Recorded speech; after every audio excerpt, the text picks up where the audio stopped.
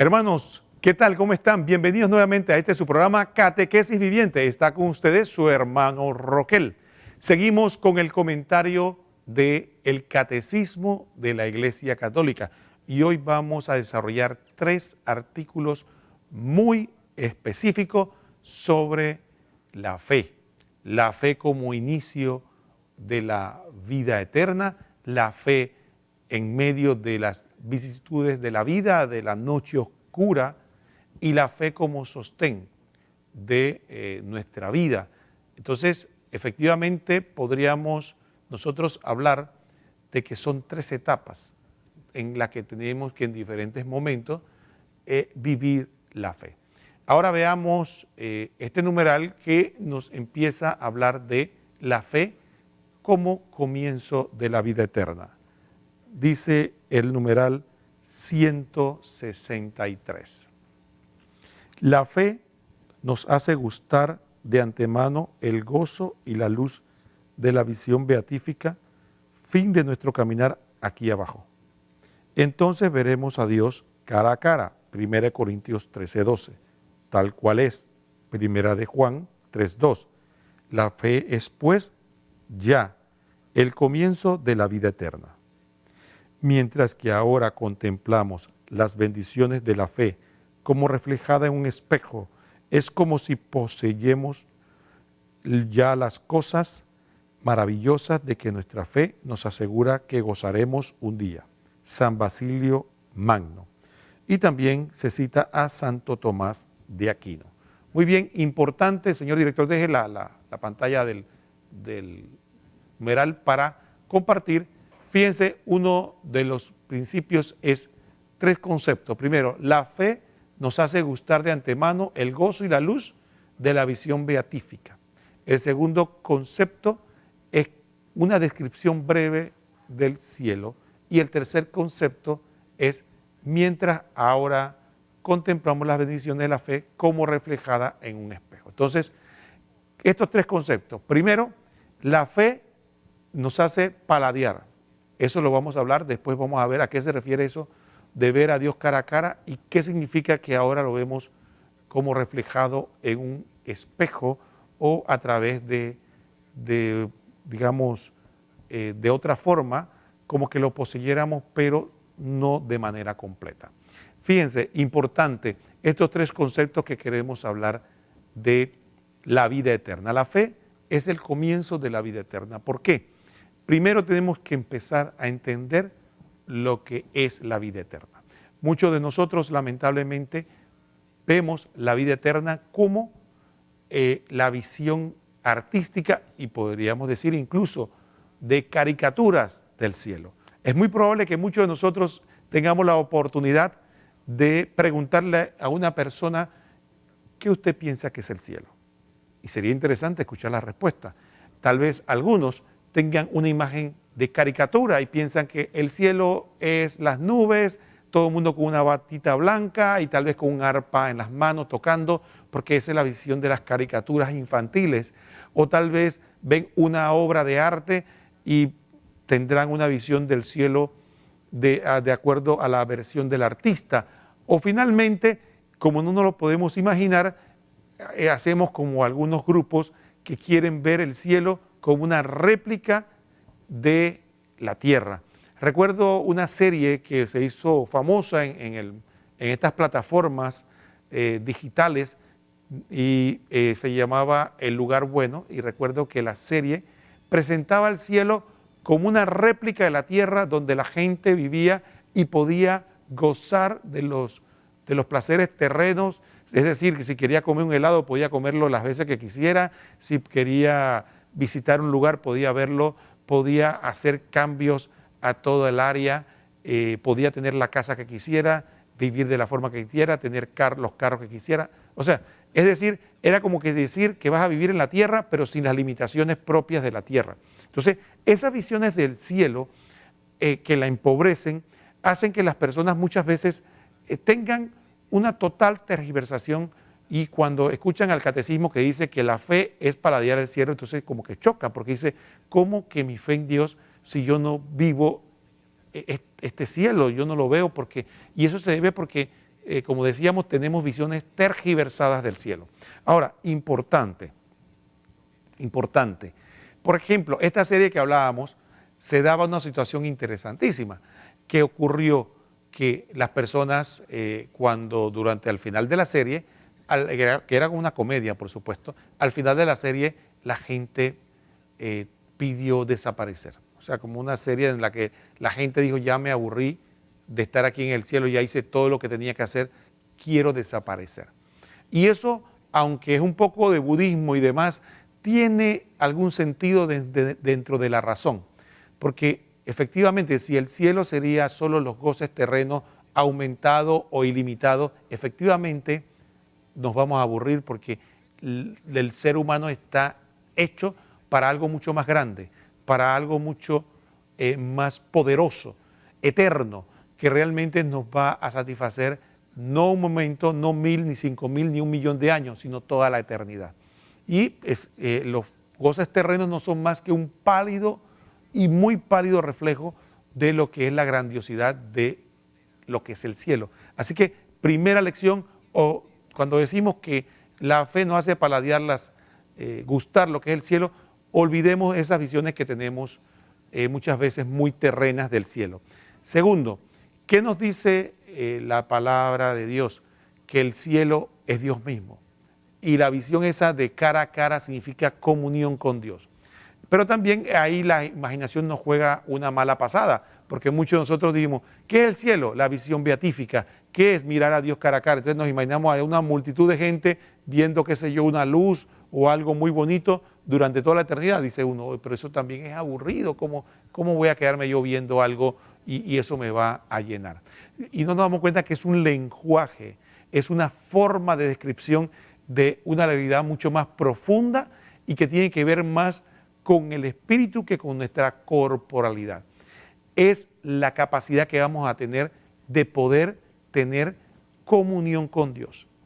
Y una descripción que podemos nosotros tener a partir de que la fe nos demuestra lo que es el cielo, es que el cielo no es más que la comunión con Dios.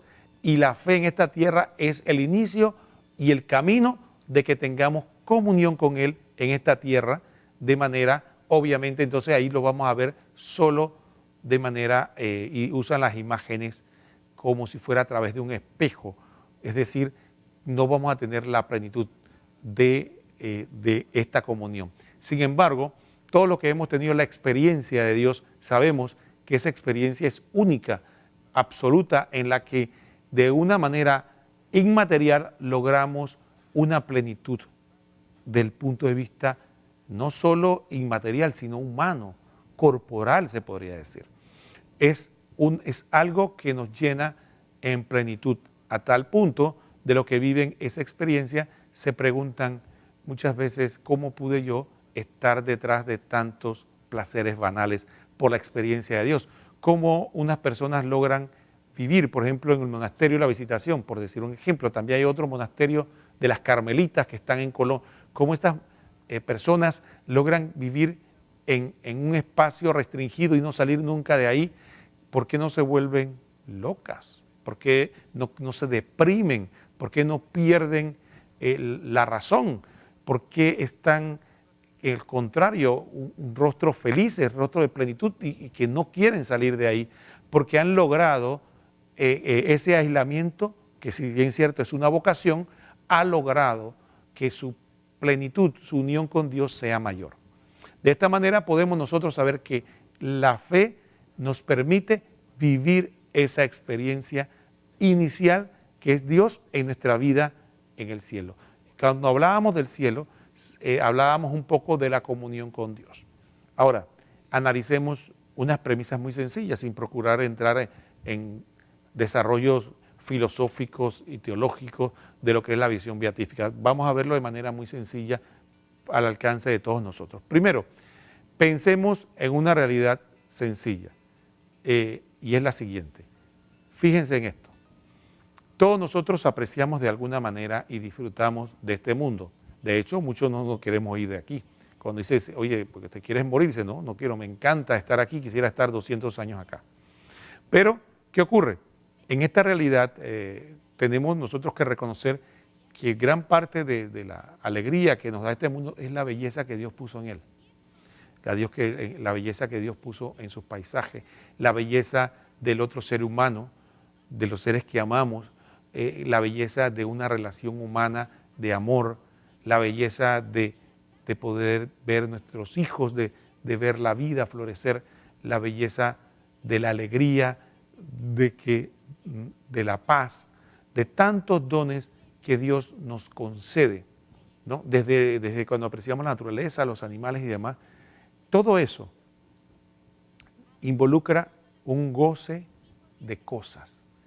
Y ese goce de cosas muchas veces es material, pero también es inmaterial. Hasta lo material, el placer de alguna manera produce un bienestar y un equilibrio natural. Es que el placer no es malo, la gente ha satanizado el placer. El problema es que el placer, cuando lo volvemos el centro o lo más importante, por supuesto que se vuelve malo. Pero el placer es algo que Dios nos dio. Cuando alguien disfruta una buena comida, un buen paisaje, la comodidad de un lugar, claro, eso es un don dado por Dios, porque esa comodidad y disfrutar de esa comodidad es algo que Dios nos da. Pero, ¿qué ocurre? Todos esos disfrutes, toda esa capacidad de poder vivir esa experiencia que Dios nos concede, el que le puso eso fue Dios. Fue Dios.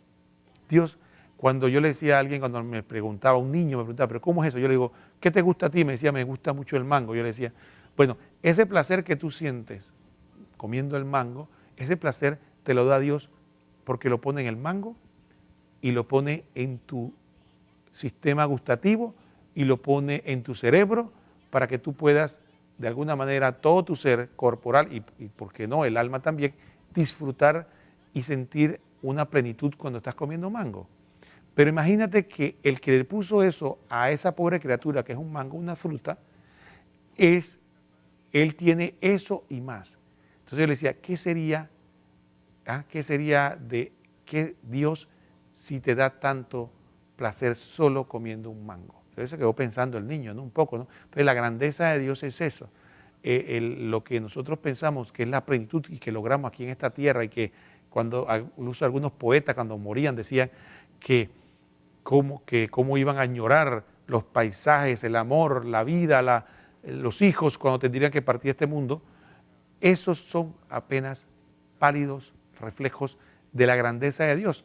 Y si eso nos provocó tanta alegría, gusto aquí en la tierra, imagínense la plenitud en eternidad de esos goces. Por eso es que los goces del cielo son más allá de nuestro conocimiento, porque dice San Pablo que ni el ojo vio, ni el oído escuchó lo que Dios tiene preparado para sus hijos. Entonces, ese es el cielo. Entonces, en la tierra, nosotros a través de la fe empezamos a paladear.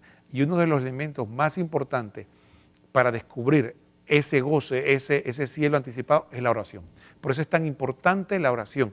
¿Y por qué la fe? Porque entonces la fe nos permite la capacidad de poder realizar una actividad a la cual nuestros sentidos muchas veces no entienden, y también, ¿por qué no? Nuestra razón a veces se siente también impedida. ¿Qué me puede servir a mí cerrar los ojos o estar frente a una hostia consagrada para lograr la alegría, lograr la plenitud o paladear algo de paz en este mundo? Bueno, ahí está la fe. Cuando yo creo que porque Dios lo reveló, eso es así, y que cuando yo estoy hablando con los ojos cerrados, no le estoy hablando al aire ni a mí mismo, ahí empiezo, por ese acto de fe, a paladear el cielo en la tierra, los goces. Vamos a pedirle al señor director que nos ponga el primer reportaje, donde el Papa Francisco nos habla de esta realidad interior, que es el descubrimiento de la bienaventuranza o el cielo. Queridos hermanos y hermanas, en la catequesis de hoy reflexionamos sobre la Iglesia que peregrina hacia el reino. Bueno, el reino ya está dentro de nosotros. Vamos caminando hacia el encuentro con Dios, con el Padre, el Hijo y el Espíritu Santo, que es la plenitud del reino.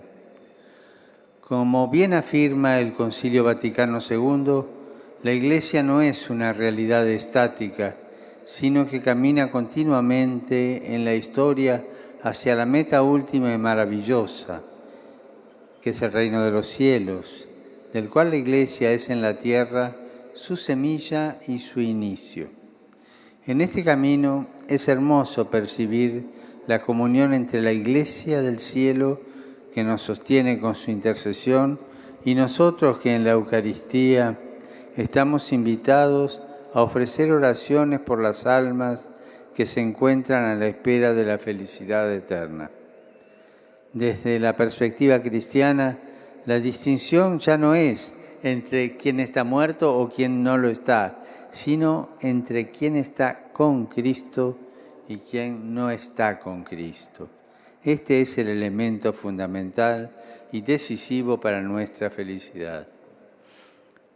Aunque no sabemos el tiempo en que llegará el fin de todo lo creado, sabemos por la revelación que Dios nos prepara una nueva tierra, donde habitará la justicia y la felicidad, saciará de manera sobreabundante los deseos del corazón del hombre. Esto es el paraíso, que no es un lugar, sino un estado, donde nuestras esperanzas serán verdaderamente colmadas en una nueva creación, con plenitud de ser, verdad y belleza, libre de todo mal y de la misma muerte. Saludo a los peregrinos de lengua española, en particular a los grupos provenientes de España, Argentina, México, así como a los venidos de otros países latinoamericanos, conscientes del don maravilloso de pertenecer a la Iglesia. Pidamos a la Virgen María, nuestra Madre del Cielo, que nos acompañe siempre y nos ayude a ser, como ella, signo gozoso de esperanza para nuestros hermanos. Muchas gracias.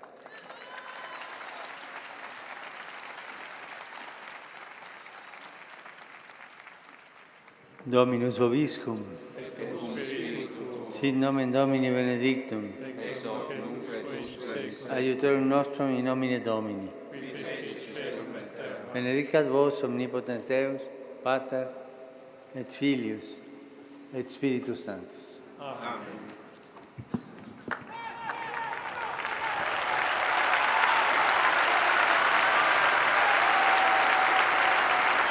Muy bien, hermanos, ¿qué les pareció? Muy poco que agregar a este maravilloso resumen que nos hizo nuestro Papa Francisco sobre el cielo.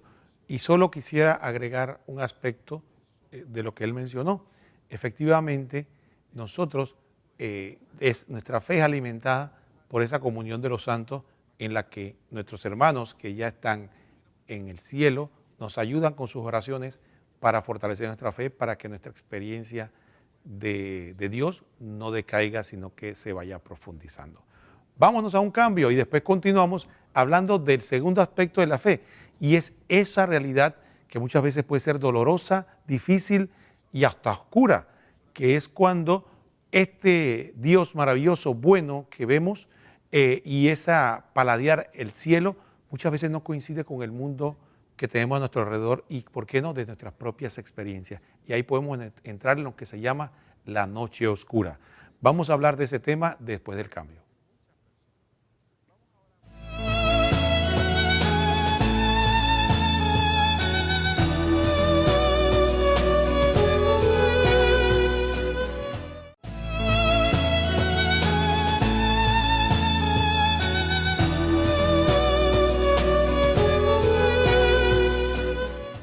Muy bien, hermanos, estamos de vuelta aquí en este su programa Catequesis Viviente. Está con ustedes su hermano Roquel y estamos comentando el Catecismo de la Iglesia Católica. Estamos en el numeral 164, donde vamos a hablar sobre el cielo y sobre el inicio del cielo, que es la fe. ¿Por qué? Porque es la comunión con Dios. Pero sin embargo, nuestra experiencia personal, incluso tal vez del dolor y de la realidad del mundo, no se parece en nada o de alguna manera parece como un obstáculo para que podamos paladear claramente la realidad de que hay un Dios bueno y que nos ama. Qué difícil es para cada uno de nosotros pensar en un Dios bueno cuando no lo experimentamos, cuando estamos en un estado de sequedad que llamamos, que oramos, pero no sentimos nada. Pareciera que Dios fuera distante, que Dios no me escucha. Eso es lo que algunos teólogos o místicos hablan, el silencio de Dios. Y entonces esa realidad en la que estamos muchas veces imbuidos hace difícil que nosotros podamos creer que hay un cielo después de esta vida o que podemos paladear el cielo ya desde aquí. Qué difícil es muchas veces cuando estamos en medio del sufrimiento, en medio de la contradicción, cuando vemos a otro que queremos sufriendo también, qué difícil es pensar en el cielo, pensar de que Dios es el cielo en la tierra y que la oración me va a consolar. ¿Cuántas personas cuando tienen que sufrir situaciones duras, lo primero que abandonan es la oración? Porque no sienten ánimo, piensan que es una pérdida de tiempo o simple y llanamente creen que la oración es un asunto de humor o de ganas. Y no se trata de eso. La oración es un esfuerzo de la voluntad para entrar en contacto con aquel que me ama, que es Dios, y aquel que me puede dar el consuelo y que aunque en principio es una lucha, donde trato de vencer mis incomodidades, mis dolencias, incluso hasta mis distracciones, porque cuando uno tiene problemas y va a empezar a orar, todos esos problemas le vuelven a la mente una y otra vez y pareciera que no me puedo concentrar, pero esa misma lucha es como la lucha de Jacob con Dios, es una lucha permanente que sí de alguna manera logra, aunque pareciera que estamos distraídos, esa misma lucha Dios la aprecia y Él está ahí con nosotros. Y muchas veces no lo percibimos porque estamos tan distraídos en nuestros propios problemas que no vemos al otro. Eso nos pasa con otros seres humanos, cuando a veces tenemos tantos problemas, nos ensimismamos en nuestros problemas y comenzamos a mirar a lo lejos o al piso o al cielo, concentrado pensando en las situaciones que estoy viviendo y sin darnos cuenta que están a nuestro alrededor, nuestros hijos, nuestros padres, gente, hasta que alguien se acerca, ¿qué te pasa? Porque, no, es que estoy distraído porque tengo esta situación o estoy muy pensando en algo. Y eso es muy común. Entonces, si nos pasa con personas físicas que podemos ver y nuestro sentido, ¿cuánto más con Dios? ¿Cuánto más ocurre con Dios que nuestros problemas y dificultades no nos permiten percibir que Él está con nosotros, que Él está a nuestro lado y que incluso podría decir, usando una figura, está animándonos, está haciendo porras por nosotros, tú vas a poder, yo estoy contigo, vas a vencer esta situación. Pero lo importante, hermanos, es que en medio de la noche oscura, en medio de la contradicción, en medio del dolor que muchas veces vemos en el mundo, ahora mismo estamos en una situación de enfermedad, todo el mundo habla solo de una sola enfermedad, de coronavirus, y hay un cierto nerviosismo, los supermercados, la gente lo está vaciando, tiene miedo del contagio, de que Panamá llegue, y en medio de esa vorágine muchas veces olvidamos orar, y muchas veces perdemos el sentido de que en medio de las situaciones duras, o incluso de mi sequedad en el que estas situaciones no me permiten sentir a Dios, percibir que Dios está conmigo, que me ama y que Él por encima de todas estas cosas, Él ama al ser humano. Entonces ahí viene la noche oscura, ahí viene la prueba de la fe, ahí viene el momento en que nuestro amor se pone a prueba, porque es muy fácil, como decía y hago la analogía del matrimonio, es muy fácil decir que cuando estamos de luna de miel que nos amamos. Pero ¿qué hay cuando hay contradicción en el matrimonio? Cuando hay situaciones que nos contraponen, cuando hay situaciones que nos llevan al sufrimiento o nos llevan al desánimo, cuando hay situaciones que apremian como la económica, ¿qué ocurre con el matrimonio? Entonces ahí no es tan fácil decir que nos amamos y que somos y que queremos estar juntos, porque el problema de alguna manera nos desequilibra. Entonces hay que hacer un esfuerzo para que la comunión se mantenga a pesar de la situación. Hay que hacer un esfuerzo para demostrarle amor al otro, hay que hacer un esfuerzo para comunicarme con el otro. Esa analogía nos sirve para Dios. Igual, cuando hay problemas, cuando todo está bien, cuando estamos en la resurrección, cuando estamos en gloria, o cuando estamos cantando villancicos porque nació el Mesías, claro, todo el mundo, gloria a Dios, bendito, qué Dios más maravilloso, pero cuando viene la contradicción, cuando viene la situación, cuando somos calumniados, cuando la economía se aprieta, cuando hay epidemias, cuando hay situaciones que nos golpean, empezamos a dudar de que Dios me ama, empezamos a dudar de que Dios es bueno, empezamos a dudar de la validez o la importancia de la oración, la noche oscura, la sequedad espiritual. Son cosas que tenemos que luchar y es la fe la que viene a nuestro auxilio. Vamos a poner, señor director, el numeral para que leamos de lo que estamos hablando y lo que el catecismo nos dice. Dice el numeral 164 y que es la de la parte de la fe, comienzo de la vida eterna. Ahora, sin embargo, caminamos en la fe y no en la visión. Segunda de Corintios 5:7. Y conocemos a Dios como en un espejo de una manera confusa, imperfecta. Corintios 13:12. Luminosa porque por aquel en quien cree, la fe es vivida con frecuencia en la oscuridad. La fe puede ser puesta a prueba. El mundo en que vivimos parece con frecuencia muy lejos de lo que la fe nos asegura. La experiencia del mal y del sufrimiento, de las injusticias y de la muerte parecen contradecir la buena nueva, pueden estremecer la fe y llegar a ser para ella una tentación. Entonces el catecismo nos dice que con frecuencia, ¿qué cosas? La experiencia del mal, del sufrimiento y de las injusticias y de la muerte. Esas cosas que menciona como en términos generales, cuando las enfrentamos es fácil llega a ser hasta una tentación para la fe. Y personas que tienen un caminar largo de fe, un caminar profundo, a veces se ven estremecidas cuando el dolor los golpea, cuando la muerte de un ser querido o la muerte de alguien que no esperaba o cuando sufren la injusticia. Siempre viene la pregunta, ¿por qué si yo estoy haciendo el bien? ¿Por qué si yo no le hago mal a nadie? ¿Por qué si yo estoy buscando de Dios me viene esta injusticia? ¿O permite Dios que me calumnie de esta manera y que la gente crea lo que están diciendo de mí? ¿Por qué Dios permite? Es la pregunta, ¿no? ¿Por qué Dios permite? Entonces, en medio de ese dolor, entonces parece que se oscurece la fe. Entonces ahí es donde estamos en Getsemaní, donde Jesús llegó a decirle al Padre, si es posible, aparta de mí este cáliz, pero que no se haga mi voluntad, sino la tuya. Y es ahí, en ese Getsemaní que pasamos nosotros, en pequeñas proporciones, dosis o en grandes dosis a veces, pero es el dolor de Jesús que no quiere pasar por todo lo que le sobreviene y la humanidad de Él se manifiesta en plenitud. Entonces, estos sentimientos no es que es irreverencia o es algo que no, digamos que le ofende a Dios, no.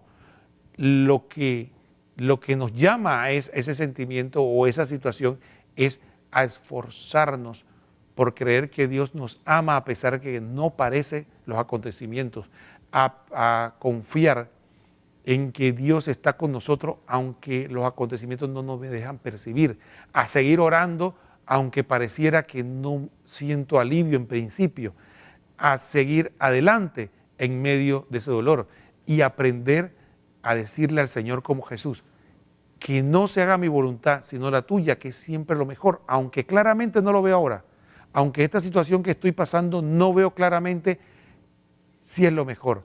Y nos ayuda muchas veces el recordar situaciones pasadas en las que estábamos sumidos en la crisis y confiamos en Dios, y por eso estamos aquí, confiamos en Dios y vimos después cómo esa situación se desvaneció y qué grande es Dios, cómo salimos fortalecidos. Vamos a pedirle al señor director que nos muestre un excelente reportaje sobre la Madre Teresa de Calcuta. Imagínate una mujer, una santa, con tanta fe, con tanta entrega, con tanto amor, pero sin embargo, en medio de todo eso, ella también sufrió lo que estamos hablando, la noche oscura. Esa noche oscura, ese túnel que tenemos que pasar, esa sequedad que muchas veces se da cuando tenemos que vivir las contradicciones de este mundo y pareciera que Dios no es bueno y no nos ama. Vamos a poner el siguiente reportaje. Cuando se publicaron sus documentos personales, se supo que durante 50 años la Madre Teresa de Calcuta experimentó lo que los místicos llaman noche oscura del alma. Se supo porque poco después de su muerte, unos sacerdotes jesuitas custodiaron algunos de esos escritos privados de la santa. Años después de su fallecimiento, cuando empezamos el proceso de beatificación, nos entregaron estos documentos que los jesuitas habían custodiado. Entonces descubrimos cosas que no sabíamos de ella. Nadie en la congregación sabía que durante 50 años experimentó esa oscuridad. La Madre Teresa era una persona muy reservada, que quería que su vida de oración quedara entre ella y Jesús. Experimentó la prueba más difícil, sentirse rechazada por Dios, aquel a quien ella había dedicado su vida.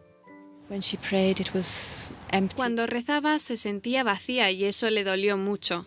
Tardó mucho en comprender lo que Dios quería con esa prueba. Esta oscuridad ocurre a veces en la vida espiritual, purifica y ayuda a amar a Dios por sí mismo y no por lo que nos da. Ese vacío interior le ayudó a sintonizar con quienes experimentan rechazo, como las personas sin hogar, abandonados, sin saberse amados o queridos. Así creció su amor a Dios y por los demás, queriendo a las personas sin esperar nada a cambio. Ella entró profundamente en esta situación y comenzó a ver que la oscuridad que estaba atravesando, que la hacía no sentirse amada ni querida, era participar en el abandono que sienten los pobres, sentirse no querida, abandonada y rechazada, y así reaccionó. Y muy probablemente ayudando a los pobres creció su fe. Madre Teresa desafió a sus seguidoras a hacer algo más que resolver el hambre, la sed o la falta de casa. Quería que cada encuentro con un pobre fuera un verdadero encuentro con Dios. Decía que nuestra vocación no es hacer un trabajo de ayuda social por muy bueno y útil que pueda ser, sino asumir nosotras mismas algo del sufrimiento de los pobres, llevarlo con nosotras para que sea parte de la redención. Decía que al vivir también el sufrimiento de los pobres conectaba con su lado espiritual. Y ese entrar en contacto con la pobreza de un modo que muy pocos han hecho es la razón por la que la Madre Teresa de Calcuta impactó tanto no solo en los pobres, sino en el resto de personas de todas las condiciones sociales.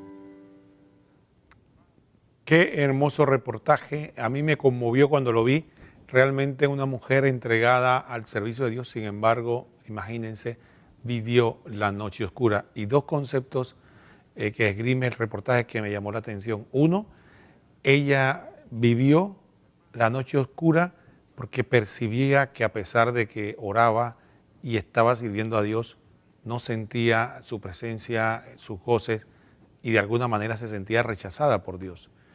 Ese que no es más que un proceso de purificación que viven muchas almas santas para tener una entrega más plena a Dios, le permitió proyectarse y decir que asimismo cuántas gentes no son rechazados, así que se solidarizó con aquellos y trató de comprenderlos mejor porque ella pudo sentir ese rechazo.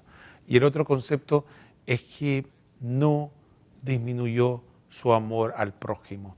El hecho de que ella de alguna manera sintiera alguna sequedad, pudo seguir trabajando, y eso demuestra algo interesante que dicen algunos teólogos espirituales, que durante la noche oscura el alma no es que está lejos de Dios, así lo percibe ella, pero sigue Dios ayudándola y sigue Dios sosteniéndola, porque si no fuera así, no fuera posible que siguiera realizando las grandes obras, trabajando y, por qué no, surgir y profundizar su santidad. Sin Dios no podemos hacer nada. Entonces realmente es como un espejismo que sufre el alma cuando piensa que Dios no está con ella, pero sí en realidad está con ella. Muy bien, con este comentario nos vamos al cambio y vamos a la parte final del programa donde vamos a ver otro aspecto sobre la fe.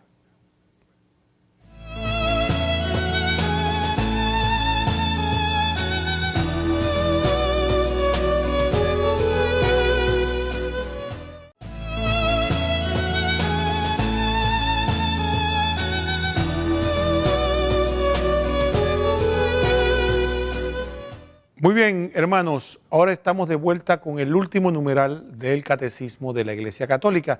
Vamos a pedirle al señor director que nos ponga el numeral para leerlo de inmediato. Muy bien, dice el Catecismo lo siguiente.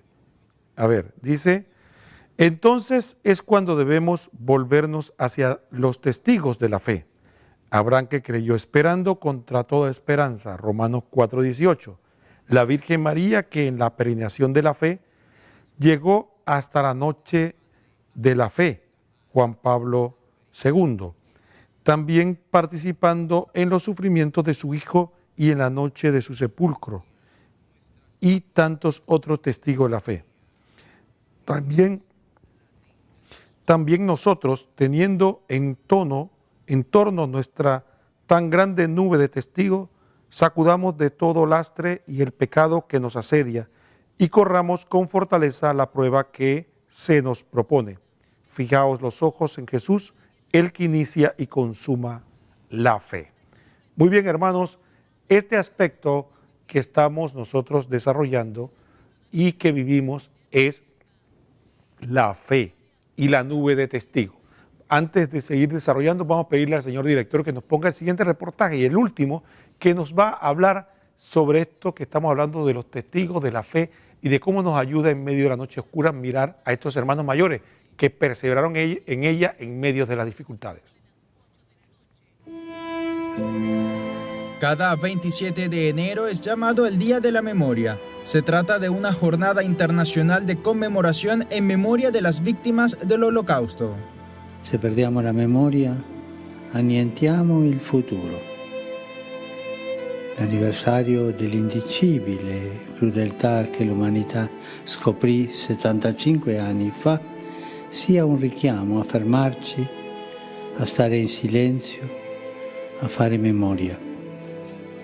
Ci serve per non diventare indifferenti. Se calcula que solo en el complejo de Auschwitz-Birkenau perdieron la vida en torno a 1.100.000 personas durante sus 4 años y medio de operatividad. Este campo del terror ha unido las líneas pastorales de los últimos 3 papas en un mismo sentimiento, el dolor. Juan Pablo II estuvo allí en 1979, una visita significativa ya que sufrió directamente las huellas del totalitarismo. Aunque sería aún más esperada la visita de un papa alemán, Benedicto XVI acudió a rezar en Auschwitz en 2006. In un luogo come questo vengono meno le parole. In fondo può restare soltanto uno sbigottito silenzio. Un silenzio che è un interiore grido verso Dio. Perché, Signore, hai taciuto? Ese día, tras la oración del Papa, salió el arco iris. Ante tanto dolor, en 2016, Francisco se sentó a rezar en silencio durante un cuarto de hora. Además, besó algunos lugares empapados del sufrimiento, como el muro de las ejecuciones. Quanto dolore, quanta crudeltà. Ma è possibile che noi uomini, creati a somiglianza di Dio, siamo capaci di fare queste cose? Sentimientos que marcaron uno de los escenarios más oscuros del siglo XX y que actualmente deben llamar a la reflexión para no perder la memoria. ¿Qué le parece, hermanos? Una situación realmente oscura y triste en la historia, los campos de concentración nazi. Cómo se llevaron a miles y miles de personas, aproximadamente al final de la guerra se habla de 6 millones. Imagínense, hermanos, que la población de Panamá no llega a 6 millones. Imagínense el exterminio de toda la población de Panamá, para que nos demos una idea de la barbarie que fue esto. Y definitivamente estas situaciones, como dice el Papa Benedicto, que llega el momento que se llega el alma a preguntar, ¿por qué, Señor? ¿Por qué guardas silencio? ¿Por qué no haces nada? De hecho, hay unos salmos que se escucha la queja del profeta, del salmista, cuando le reclama a Dios en medio de la del dolor, de la tristeza. Y ahí venimos en una realidad, y es de que en medio de la noche oscura, en medio del dolor, no solo podemos mirar a los testigos, no solo miremos al ejemplo de la Virgen María, máximo ejemplo de fe y acabado cuando tuvo, por la gracia de Dios, que vivir esa gran experiencia de ver a su hijo destruido por nuestros pecados, y también en el silencio mientras estaba en el sepulcro. Esa realidad de la dolorosa es un ejemplo de surgir, pasar la noche oscura. Abraham, el padre en la fe, que vivió su promesa y se cumplió frente a toda esperanza. Imagínense que ya Abraham podría tener, por decir algo, más de 80 años, y ya Sara ya incluso había perdido el periodo menstrual, es decir, que no estaba ovulando. Y aún así, Abraham, cuando estaba en esa situación, se le aparece en la escena de Mambré esa teofanía donde Dios en 3 personajes le dice: vas el año que sigue, voy a pasar por aquí y ya vas a tener un hijo. Ahí donde Sara se ríe, como que ahora a esta altura una mujer anciana y que no está ovulando, no tiene periodo, ¿cómo? Bueno, pero ahí está, contra toda esperanza, Abraham creyó y Dios le cumplió. De esa misma manera, hermanos, nosotros muchas veces cuando pasamos por esa situación, esas noches oscuras, esos momentos duros, le tengo una noticia de gran esperanza. Es lícito quejarse con Dios. Hay personas que piensan que, ¿qué debo hacer? ¿Qué le puedo decir a Dios? Quéjese con Él, ábrale su corazón y dígale como el salmista decía: ¿por qué me pasa esto a mí, Señor? ¿Por qué? ¿Por qué si yo estoy? Pero hable con Dios, no se quede callado, no se aleje de Él. Lo peor en la relación con Dios es el silencio. El silencio no aquel que contempla a Dios, sino el silencio ese que no se quiere comunicar. Si lo que sale de su corazón en ese momento frente a Dios es quejarse, quéjese. Quiere reclamarle, reclámele, pero comuníquese, porque Dios nos ama tanto. Él no es hombre como nosotros que se ofende, que nos va a quitar la mirada porque nos ve en nuestra frustración. Él se compadece de nosotros. Él entiende, Él es como un buen amigo, alguien que nos ama mucho, que es capaz de entender nuestras quejas, nuestro desahogo, nuestras tristezas. Entonces, esa es la oración de la noche oscura muchas veces. Hay almas muy puras, sí. Hay almas muy puras que puede ser que no necesiten de eso, pero hay almas que necesitan y Dios las acoge. Dios escucha todos sus hijos. No importa si vienen a reclamarle, no importa si vienen a quejarse o a decirle que por qué, a preguntarle, Él a todos los quiere y con todos dialoga y a todos los acepta. El peor rechazo que podemos hacer a Dios no es reclamarle, es ignorarle. Y esa es la gran tentación que muchas veces caemos cuando estamos en estas crisis de fe, que lo primero que abandonamos es la oración. Así que en medio de esta situación, hermanos, recordemos siempre, la fe es un escudo contra las dificultades, y esa fe es la que nos provoca en medio de la oscuridad, en medio del dolor, en medio de la sequedad, saber que Dios existe y que está a mi lado, que no lo veo, que la circunstancia pareciera que no me deja percibir, porque pensamos que estar con Dios es siempre tener éxito, que todo me salga bien, pero eso no es lo que dice el Evangelio, y eso no es lo que le ocurrió a nuestro Señor Jesucristo, ni a la Virgen María, ni a los santos. Es una percepción o una pérdida clara del sentido, creer eso, que muchas veces algunos grupos lo promueven. De esta manera, hermanos, tengamos bien presente, en la noche oscura en la que las situaciones estremecen nuestra manera de ser, nuestra manera de pensar y a nuestros seres, tenemos que mantenernos firmes. Muchas veces nuestra firmeza va a ayudar a que la gente que está a nuestro alrededor no se aleje de Dios, se mantenga en la línea. Y cuando tengamos necesidad de orar, no importa lo que tengamos que decirle a Dios, pero mantengámonos en oración, porque así lo hicieron los profetas, así lo hizo los salmistas, incluso así lo han hecho los santos cuando reclaman. Hay una historia muy simpática de Santa Teresa de Jesús, ya cuando estaba avanzada en su vida de santidad y espiritual, sufre un accidente y ella le pregunta a Dios, ¿por qué me pasa esto? ¿Por qué me ocurre esto? Y entonces dice que una voz interior le contestó, así yo trato a mis amigos. ¿Y qué le dijo Santa Teresa? Por eso tienes tan pocos. Imagínense esa respuesta, ¿no? Entonces, de esa forma es la realidad humana, ¿no? Nosotros tenemos con Dios, si hay con alguien tenemos que ser auténticos, es con Él. Entonces, por eso muchas veces no profundizamos en nuestra relación con Dios, porque queremos tener una oración que podría decir es hasta hipócrita para guardar las apariencias. Así que de esta manera, hermanos y hermanas, ya llegando al final del programa queremos decir las tres conclusiones. Primera, recordemos, la fe es el modo como podemos tener el cielo aquí en la tierra y lo vamos a tener de manera plena entre más tengamos comunión con Dios. ¿Cómo? Con la oración, los sacramentos, estar cada vez más en la presencia de Dios.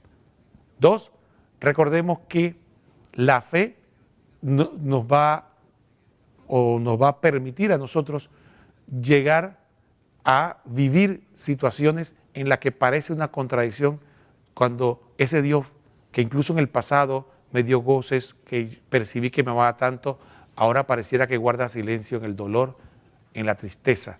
Entonces ahí surge esta oración en la que busco a Dios y no lo veo, busco a Dios y no lo percibo, pero persevero porque sé que está conmigo, como le pasó a la Madre Teresa, que durante 50 años estuvo pasando la noche oscura donde parecía que Dios la abandonara. Imagínate, una santa que tanto admiraba, pero en su interior ella sentía que Dios no la amaba o que Dios la abandonaba. Y finalmente, aquí está la prueba en medio de la noche oscura, la tristeza, el dolor, el mal en el mundo, la muerte que a todos nos golpea. Miremos la nube de testigos, aquellos que perseveraron y se mantuvieron firmes en medio del dolor. Pero también miremos cómo los salmos y cómo los santos y los profetas tuvieron la confianza de hablar con Dios, de reclamarle a Dios, de decirle por qué estoy en esta situación. Porque lo peor, como decíamos, que podemos hacer con Dios es ignorarlo. No reclamarle, no hablar con nuestro corazón, porque eso es lo que Él quiere, que le desahoguemos nuestros verdaderos sentimientos para que Él pueda sanarnos. Ha sido un placer poder compartir con ustedes y esperamos vernos en otro programa, Catequesis Viviente. Estuvo con ustedes su hermano Roquel. Que el Señor los bendiga a todos.